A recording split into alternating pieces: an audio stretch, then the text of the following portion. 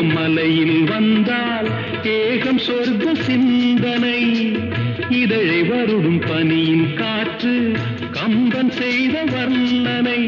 ஓடை தரும் வாடை காற்று வானுலகை காட்டுது உள்ளே வரும் வெள்ளம் ஒன்று எங்கோ என்னை கூட்டுது மறவேன் மறவேன் அற்புத காட்சி செந்தாழம்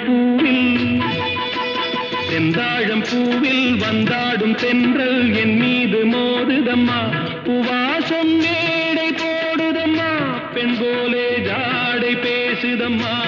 அம்மம்மா ஆனந்தம் அம்மம்மா